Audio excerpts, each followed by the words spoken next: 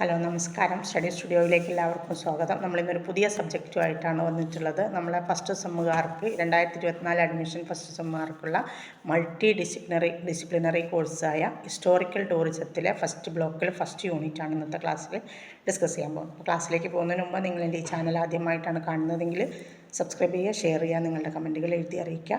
ഒപ്പം paid notes ഉണ്ട്, paid assignments ഒക്കെ ഉണ്ട്. അപ്പോൾ നോട്ട്സ് ആവശ്യമുള്ളവർ, മലയാള നോട്ട്സാണ് ആവശ്യമുള്ളവരുണ്ടെങ്കിൽ ഇന്നത്തെ വീഡിയോക്ക് ഡിസ്ക്രിപ്ഷൻ ബോക്സിൽ ഞാൻ വാട്സപ്പ് നമ്പർ കൊടുക്കുന്നുണ്ട്. പുതിയ വീഡിയോ ആയത് കാരണം, അതായത് പുതിയ സബ്ജക്റ്റ് ആയത് കാരണം. അപ്പോൾ അതിൽ നമ്പറിൽ നിങ്ങൾ വാട്സപ്പിൽ ബന്ധപ്പെടുകയാണെങ്കിൽ നോട്ട്സിൻ്റെ ഡീറ്റെയിൽസ് അപ്പോൾ തരാം കേട്ടോ. ഓക്കെ, അപ്പോൾ നമുക്ക് നോക്കാം, ക്ലാസ്സിലേക്ക് പോകാം. ഒന്നാമത്തെ ബ്ലോക്കിൻ്റെ പേര് ആണ് ഇൻട്രൊഡക്ഷൻ ടു ഹിസ്റ്റോറിക്കൽ ടൂറിസം എന്നാണ്. അതിൽ ഫസ്റ്റ് യൂണിറ്റ് വരുന്നത് വാട്ട് ഈസ് ഹിസ്റ്റോറിക്കൽ ടൂറിസം എന്നാണ്. എന്താണ് ഹിസ്റ്റോറിക്കൽ ടൂറിസം എന്നാണ്. അതിൽ നമുക്ക് പഠിക്കുകയാണ് ഇൻട്രൊഡക്ഷൻ ടു ടൂറിസത്തിനൊരു ആമുഖം.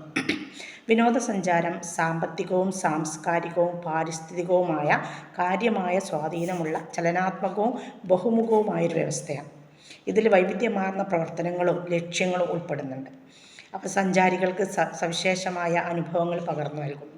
വ്യവസായത്തിലെ സുസ്ഥിരവും സമഗ്രവുമായ വളർച്ച പ്രോത്സാഹിപ്പിക്കുന്നതിനുള്ള തന്ത്രങ്ങൾ അത് വികസിപ്പിച്ചെടുക്കുന്നുണ്ട്. അല്ലെങ്കിൽ അതിനെ വികസിപ്പിച്ചെടുക്കുന്നതിന് വിവിധ തരത്തിലുള്ള വിനോദസഞ്ചാരത്തെക്കുറിച്ച് മനസ്സിലാക്കേണ്ടതും ആവശ്യമാണ്. ഇപ്പോൾ വ്യക്തിപരമോ തൊഴിൽപരമോ ആയ കാരണങ്ങളാൽ ആളുകൾ വിദേശ രാജ്യങ്ങളിലേക്കോ സ്ഥലങ്ങളിലേക്കൊക്കെ മാറുന്നുണ്ട്. അത് സാമൂഹികവും സാംസ്കാരികവും സാമ്പത്തികവുമായ ഒരു പ്രതിഭാസമാണ്. അങ്ങനെയുള്ള ആ ഒരു പ്രതിഭാസത്തെയാണ് നമ്മൾ എന്ത് വിളിക്കുക? ടൂറിസം എന്ന് വിളിക്കുന്നത്. എന്താണ്? വ്യക്തിപരമോ തൊഴിൽപരമോ ആയ കാരണങ്ങളാൽ ആളുകൾ വിദേശ രാജ്യങ്ങളിലേക്കോ സ്ഥലങ്ങളിലേക്കോ മാറുന്ന സാമൂഹികവും സാംസ്കാരികവും സാമ്പത്തികവുമായ പ്രതിഭാസമാണ് ടൂറിസം. വാണിജ്യ സേവനങ്ങൾ പ്രയോജനപ്പെടുത്തുമ്പോൾ വിനോദത്തിനും വിശ്രമത്തിനും ഉല്ലാസത്തിനും വേണ്ടിയിട്ട് വീട്ടിൽ നിന്ന് നമ്മൾ എന്ത് ചെയ്യുന്നു? മാറി സമയം ചെലവഴിക്കുന്ന പ്രവർത്തനമാണ് ശരിക്കും ടൂറിസം.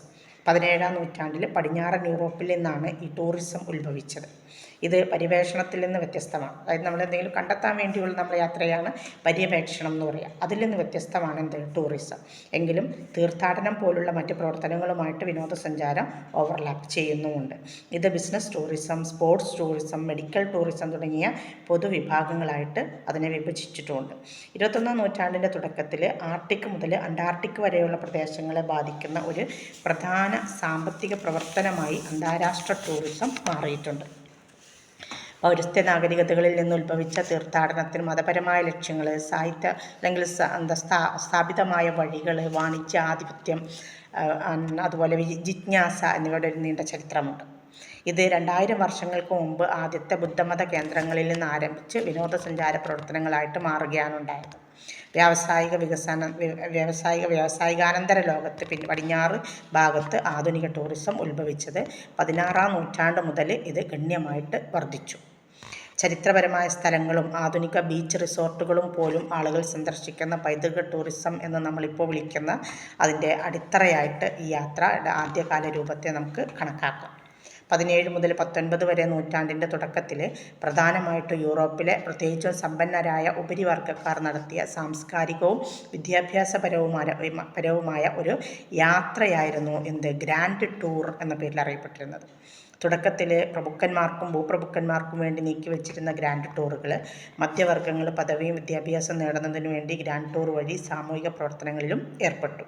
19-ാം നൂറ്റാണ്ടിൻ്റെ തുടക്കത്തിൽ ആരോഗ്യം, വിനോദം, സംസ്കാരം എന്നിവയ്ക്കായുള്ള യൂറോപ്പ് യാത്രകൾ മധ്യവർഗക്കാർക്കിടയിൽ സാധാരണമായി തീരുകയും ചെയ്തു. ഇനി ഹിസ്റ്റോറിക്കൽ ടൂറിസം, നമ്മുടെ വിഷയത്തിലേക്ക് വരികയാണ്. എന്താണ് ചരിത്ര ടൂറിസം? ഹിസ്റ്റോറിക്കൽ ടൂറിസം എന്ന് പറഞ്ഞാൽ ചരിത്ര ടൂറിസം. വിനോദസഞ്ചാര പ്രവർത്തനങ്ങളിൽ ചരിത്രം വളരെ കാലമായിട്ടൊരു പ്രധാന പങ്ക് വഹിച്ചിട്ടുണ്ട്. ഭൂതകാലത്തിലെ നിഗൂഢതകളും അത്ഭുതങ്ങളും പര്യവേഷണം ചെയ്യാൻ ടൂറിസം ആളുകളെ പ്രചോദിപ്പിച്ചിട്ടുണ്ട്.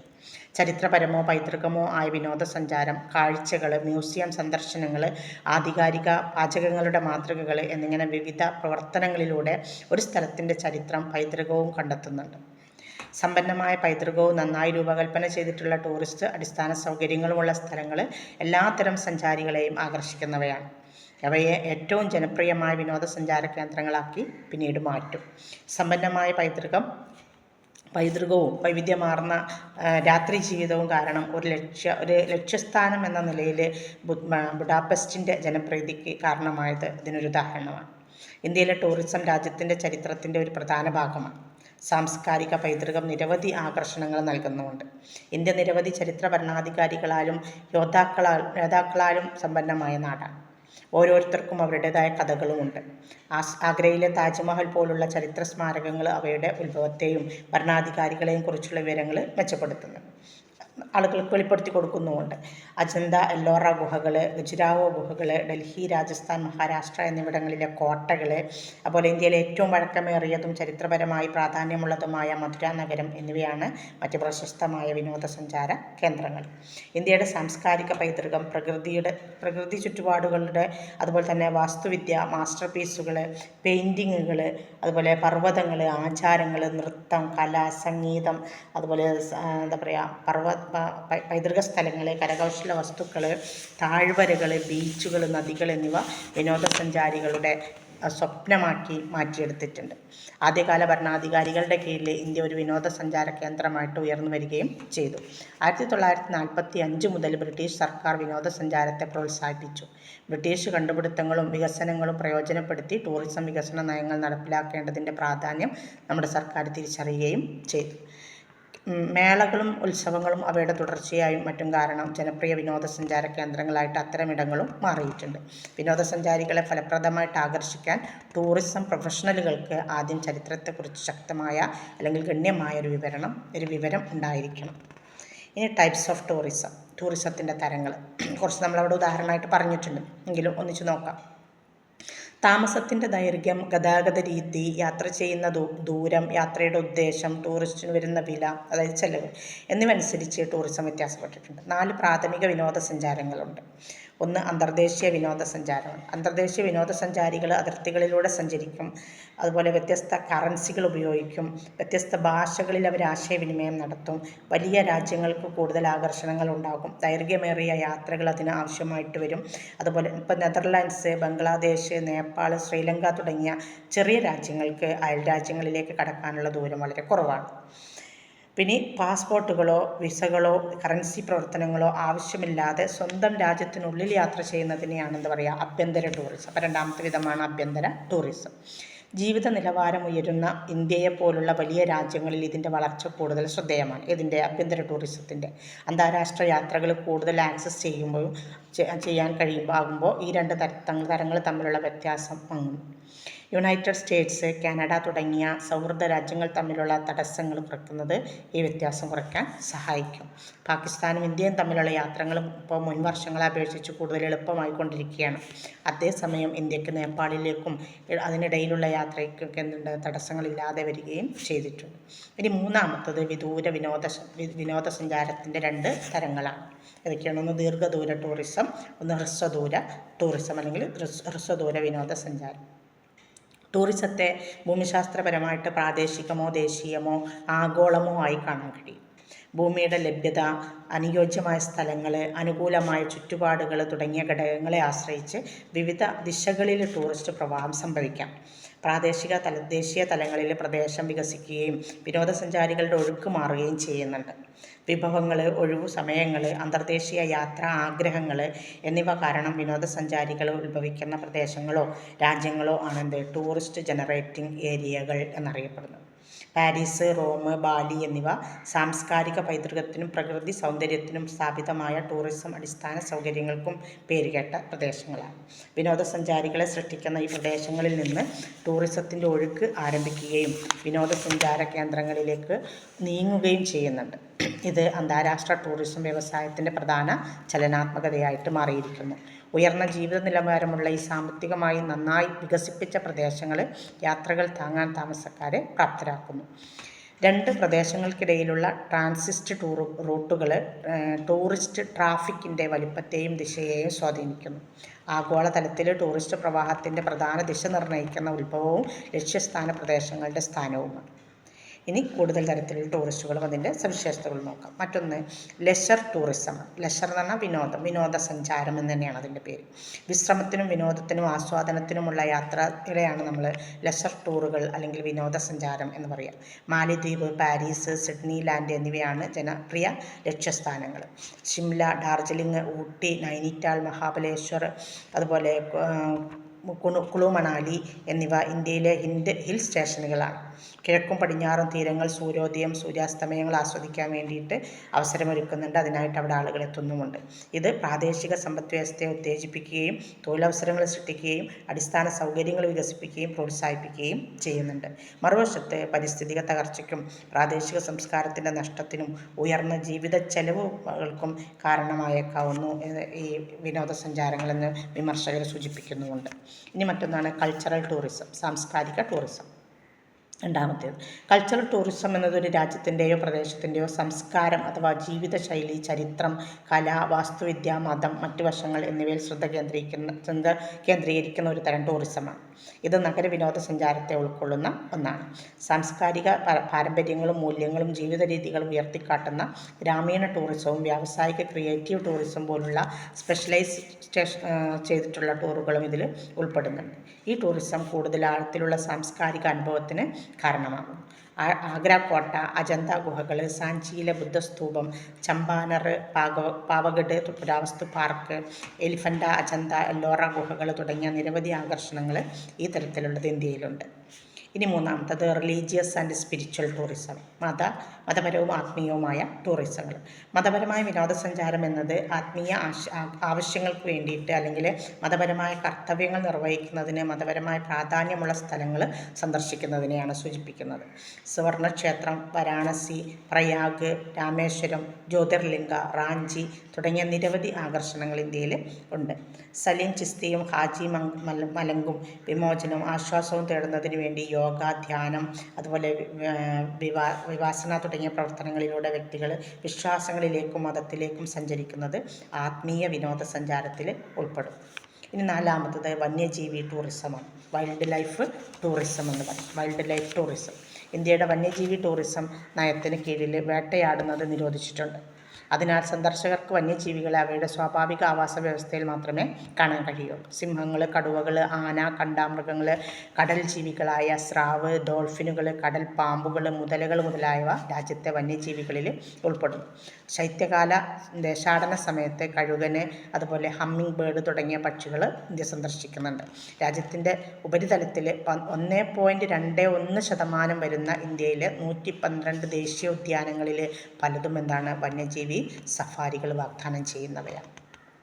ഇനി അഞ്ചാമത്തത് അഡ്വഞ്ചർ ടൂറിസം, സാഹസിക ടൂറിസങ്ങൾ. പര്യവേക്ഷണത്തിലോ യാത്രയിലോ ഉള്ള അപകടങ്ങൾ അല്ലെങ്കിൽ അപകട സാധ്യത, പ്രത്യേക കഴിവുകൾ, ശാരീരിക പ്രയത്നം എന്നിവ സമന്വയിപ്പിക്കുന്ന ടൂറിസത്തിൻ്റെ ഒരു ഉപവിഭാഗമാണ് സാഹസിക ടൂറിസം അല്ലെങ്കിൽ അഡ്വഞ്ചർ ടൂറിസം എന്ന് പറയുന്നത്. ഹിമാലയത്തിൻ്റെ 70%, അതായത് 7000 കിലോമീറ്റർ തീരപ്രദേശം, മൊത്തം വനമേഖലയിൽ 10ാം സ്ഥാനം എന്നിവ ഉൾപ്പെടുന്ന സമൃദ്ധമായ പ്രകൃതിദത്തവും ഇക്കോ ടൂറിസം വിഭവങ്ങളിൽ നിന്നാണ് ഇന്ത്യയുടെ ഭൂമിശാസ്ത്രപരമായ നേട്ടം. യുനെസ്കോയുടെ 6ാമത്തെ അംഗീകൃത പൈതൃക സൈറ്റുകളുടെ ഇവിടെയുണ്ട്. സാഹസിക വിനോദസഞ്ചാരത്തിൽ ശാരീരിക പ്രവർത്തനങ്ങൾ, സാംസ്കാരിക കൈമാറ്റം, പ്രകൃതിയുമായുള്ള ബന്ധം എന്നിവ ഉൾപ്പെടുന്നുണ്ട്. ഇനി മറ്റൊന്നാണ് ഹാർഡ് അഡ്വഞ്ചർ ആക്ടിവിറ്റീസ്, അതായത് അഡ്വഞ്ചർ ടൂറിസത്തിൻ്റെ ഒരു ഭാഗമാണത്. എന്താണ്? കഠിനമായ സാഹസിക പ്രവർത്തനങ്ങളിൽ. കഠിനമായ സാഹസിക ടൂറിസത്തിൽ വൈദഗ്ധ്യം, പരിശീലനം, അനുഭവം എന്നിവ ആവശ്യമായ ഉയർന്ന അപകട സാധ്യതയുള്ള പ്രവർത്തനങ്ങളാണ് ഉൾപ്പെടുന്നത്. വിനോദസഞ്ചാരികൾ ഈ പ്രവർത്തനങ്ങളെക്കുറിച്ച് അറിവുള്ളവരായിരിക്കണം. അതേസമയം ശാരീരികവും മാനസികവുമായ ആരോഗ്യമുള്ളവരും ആയിരിക്കണം. കൂടാതെ ഒരു വിദഗ്ധൻ്റെ മാർഗനിർദ്ദേശവും ഉണ്ടായിരിക്കണം. ഉയരത്തിലുള്ള പർവ്വതാരോഹണം, റിസർവ് റാഫ്റ്റിംഗ്, സ്കൂബ ഡൈവിങ്, അതുപോലെ ഹാൻഡ് ഗ്ലൈസിങ്, സ്കൈ ഡൈവിങ്, ഇതൊക്കെ ഇതിന് ഉദാഹരണങ്ങളാണ്. ചോദിക്കട്ടോ ഉദാഹരണങ്ങൾ. ഇനി ഇതിൽ രണ്ടാമത്തൊരു തരമുണ്ട്. ഇതിൽ അഡ്വഞ്ചർ ടൂറിസത്തിൻ്റെ രണ്ടാമത്തൊരു തരമുണ്ട്. അത് സോഫ്റ്റ് അഡ്വഞ്ചർ ആക്ടിവിറ്റീസ്, ലളിതമായ അല്ലെങ്കിൽ മൃദുവായ സാഹസിക പ്രവർത്തനങ്ങൾ. സാഹസിക വിനോദസഞ്ചാര പ്രവർത്തനങ്ങളിൽ മിതമായ അപകട സാധ്യത ഉള്ളതും ഉൾപ്പെടുന്നുണ്ട്. പ്രത്യേക കഴിവുകളോ അനുഭവ പരിചയമോ ഒന്നും അതിന് ആവശ്യമില്ല. വിനോദസഞ്ചാരികൾ സൈക്ലിങ്, ക്യാമ്പിങ്, സൈക്കിങ് തുടങ്ങിയ മൃദു സാഹസിക വിനോദങ്ങൾ ഇതിൽ ഉൾപ്പെടുന്നു. കാരണം ഇത് അപകട സാധ്യത കുറവാണ്. ഇനി ആറാമത്തതാണ് ഇക്കോ ടൂറിസം. ഇക്കോ ടൂറിസം, പരിസ്ഥിതി പ്രകൃതി ടൂറിസം എന്ന് പറയാം അതിന്. പ്രകൃതിദത്ത പ്രദേശങ്ങൾ, സാംസ്കാരിക പ്രകൃതി ചരിത്രം, അതുപോലെ പരിസ്ഥിതി വ്യവസ്ഥയുടെ സമഗ്രത എന്നിവ സംരക്ഷിക്കുന്ന പുതിയ ടൂറിസം സമീപനമാണ് ഇക്കോ ടൂറിസം എന്ന് പറയുന്നത്. ഇത് പ്രകൃതിക്ക് സാമ്പത്തിക അവസരങ്ങൾ സൃഷ്ടിക്കുകയും പ്രാദേശിക സമൂഹത്തിന് പ്രയോജനപ്പെടുന്ന വിഭവ സംരക്ഷണം നൽകുകയും ചെയ്യുന്നതാണ്. ഇക്കോ ടൂറിസം പ്രകൃതിയിൽ അധിഷ്ഠിതമാണ്, പരിസ്ഥിതി സ്ഥിരമാണ്, വിദ്യാഭ്യാസം പ്രോത്സാഹിപ്പിക്കുകയും പ്രാദേശിക സമൂഹത്തിന് പ്രയോജനം നൽകുകയും ചെയ്യുന്നതുമാണ്. ഇത്രയാണ് ടൂറിസങ്ങളെക്കുറിച്ച്. വിശ്രമിക്കാൻ വേണ്ടി മാത്രമല്ല, സന്ദർശകരെ പുനരുജ്ജീവിപ്പിക്കാനും സഹായിക്കുന്ന നിരവധി വിനോദസഞ്ചാര കേന്ദ്രങ്ങൾ ഇന്ത്യയിലുണ്ട്. ഹിമാലയൻ മേഖല, കേരളം, വടക്കുകിഴക്കൻ ഇന്ത്യ, ആൻഡമാൻ നിക്കോബാർ ദ്വീപുകൾ, ലക്ഷദ്വീപ് ദ്വീപുകൾ എന്നിവ ചില ജനപ്രിയ ലക്ഷ്യസ്ഥാനങ്ങളിൽ ഉൾപ്പെടും. ഇന്ത്യയിലെ ആദ്യത്തെ ആസൂത്രിത ഇക്കോ ടൂറിസം ഡെസ്റ്റിനേഷനാണ് കേരളത്തിലെ തെന്മല കേട്ടിട്ടില്ലേ? ഇക്കോ ടൂറിസ്റ്റുകൾക്കും പ്രകൃതി പ്രേമികൾക്കും ഭക്ഷണം നൽകുന്നുണ്ടത്. സൈലന്റ് വാലി ഇന്ത്യയിൽ കേരളത്തിലെ ഒരു പ്രാകൃത പ്രദേശമാണ്. ജൈവ വൈവിധ്യത്തിനും പാരിസ്ഥിതിക സമൃദ്ധിക്കും പേരുകേട്ടതാണ് സൈലന്റ് വാലി. പശ്ചിമഘട്ടത്തിലെ അവസാനത്തെ ഉഷ്ണമേഖല മഴക്കാടുകളെ സംരക്ഷിക്കുന്ന ഒരു സംരക്ഷണ മേഖലയായ സൈലന്റ് വാലി നാഷണൽ പാർക്കിൻ്റെ ഭാഗമാണ് സൈലന്റ് വാലി. പ്രകൃതി സ്നേഹികൾക്കും വന്യജീവി പ്രേമികൾക്കും ഇക്കോ ടൂറിസ്റ്റുകൾക്കും ഈ പാർക്ക് പ്രിയപ്പെട്ട സ്ഥലമാണിന്ന്. ഇവ പ്രകൃതി മാതാവിൻ്റെ പ്രാകൃതമായ അനുഭവങ്ങളും കൂടി നൽകുന്നു എന്നൊരു ധാരണയുണ്ട്. അപൂർവവും വംശനാശ ഭീഷണി നേരിടുന്നതുമായ നിരവധി ജീവജാലങ്ങൾ ഉൾപ്പെടെ സസ്യജന്തുജാലങ്ങളിൽ സമ്പന്നമാണ് ഇന്ത്യയുടെ ഭൂപ്രകൃതി. വന്യജീവി മേഖലകളും ദേശീയ ഉദ്യാനങ്ങളും സ്ഥാപിക്കുന്നതിന് വന്യജീവി വിഭവങ്ങളുടെ വളർച്ചയ്ക്ക് ഉത്തേജനം നൽകിയിട്ടുണ്ട്. ഇന്ത്യയിൽ നിലവിൽ 80 ദേശീയ പാർക്കുകളും 441 വന്യജീവി സങ്കേതങ്ങളും സംരക്ഷിക്കുന്നതിനായിട്ട് സമർപ്പിക്കപ്പെട്ടിട്ടുണ്ട്. ഇനി ഏഴാമത്തൊരു ഇനമാണ് സസ്റ്റൈനബിൾ ടൂറിസം, സുസ്ഥിര ടൂറിസം എന്ന് പറയും. UN അതിൻ്റെ എൻവയോൺമെൻറ്റ് പ്രോഗ്രാം UNEP എന്ന് പറയും കേട്ടോ. Environment programme UNEP, UN world tourism ഓർഗനൈസേഷനും UNWTO എന്ന് പറയും, നിർവചിച്ചിരിക്കുന്ന സുസ്ഥിര വിനോദസഞ്ചാരം സന്ദർശകരെ വ്യവസായം, പരിസ്ഥിതി എന്നിവയുടെ ആവശ്യങ്ങൾ നിറവേറ്റുന്നതിനോടൊപ്പം സാമ്പത്തികവും സാമൂഹികവും പാരിസ്ഥിതികവുമായ പ്രത്യാഘാതങ്ങൾ കണക്കിലെടുക്കുന്ന ഒരു ടൂറിസം സമീപനമാണ്. ഹോസ്റ്റ് കമ്മ്യൂണിറ്റികളും UNWTOയുടെ മാർഗനിർദ്ദേശങ്ങളും മാനേജ്മെൻറ്റ് രീതികളും എല്ലാത്തരം വിനോദസഞ്ചാരത്തിനും ബാധകമാണ്. ബഹുജനവും ടൂറിസവും നീച്ച്, അതായത് ചെറിയ ഗ്രൂപ്പുകളുടെ ടൂറിസവും സുസ്ഥിരത തത്വങ്ങൾ പരിസ്ഥിതി, സാമ്പത്തിക, സാമൂഹിക, സാംസ്കാരിക പരിഗണനകൾക്ക് ഊന്നൽ നൽകുന്നവയാണ്. ദീർഘകാല സുസ്ഥിരത ഉറപ്പാക്കാൻ സന്തുലിതാവസ്ഥ ആവശ്യമാണ്. സുസ്ഥിര വിനോദസഞ്ചാരം പരിസ്ഥിതി വിഭവങ്ങൾ പരമാവധിയാക്കുകയും പ്രകൃതി പൈതൃകവും ജൈവവൈവിധ്യവും സംരക്ഷിക്കുകയും ആതിഥേയ സമൂഹങ്ങളുടെ സാമൂഹിക സാംസ്കാരിക ആധികാരികതയെ മാനിക്കുകയും ദീർഘകാല സാമ്പത്തിക ലാഭം ഉറപ്പാക്കുകയും വേണം. അത് അവരുടെ കെട്ടിപ്പടുത്തതും ജീവിക്കുന്നതുമായ സാംസ്കാരിക പൈതൃകത്തെ മാനിക്കുകയും സാംസ്കാരിക ധാരണയും സഹിഷ്ണുതയും പ്രോത്സാഹിപ്പിക്കുകയും സുസ്ഥിരമായ തൊഴിൽ വരുമാനം, സാമൂഹിക സേവനങ്ങൾ, ദാരിദ്ര്യ നിർമ്മാർജ്ജനം തുടങ്ങിയ സാമൂഹിക സാമ്പത്തിക ആനുകൂല്യങ്ങളുടെ തുല്യമായ വിതരണം ഉറപ്പാക്കുകയും ചെയ്യണം. ഈ സമീപനം സുസ്ഥിര ടൂറിസം മൊത്തത്തിലുള്ള വികസനം പ്രോത്സാഹിപ്പിക്കുന്നതിന് ആവശ്യമാണ്.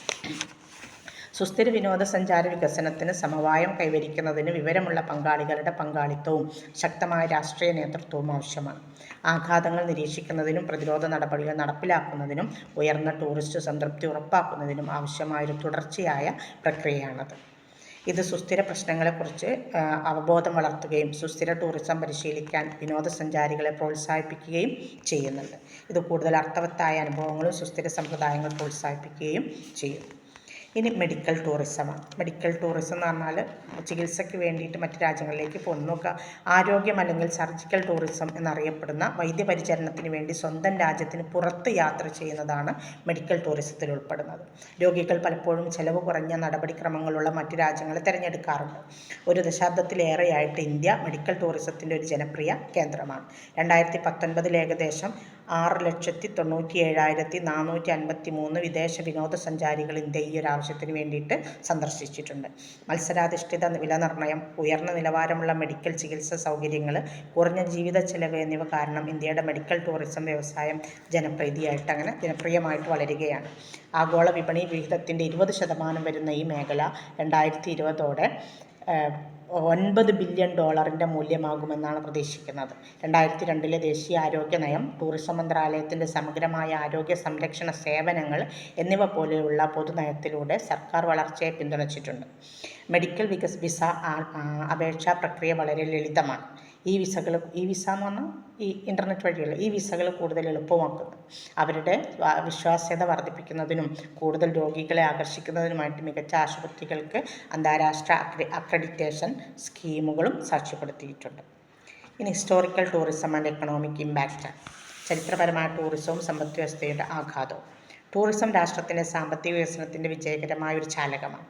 ഗതാഗതം, താമസം, ഭക്ഷണം, അതുപോലെ ticketing, guiding, boating, rafting, trekking, അതുപോലെ സൈറ്റ് മെയിൻ്റനൻസ് തുടങ്ങിയ നിരവധി സേവനങ്ങളിലൂടെ പ്രത്യക്ഷമായും പരോക്ഷമായും തൊഴിൽ നൽകുന്ന ഒരു സാമ്പത്തിക മേഖലയാണ് ടൂറിസം.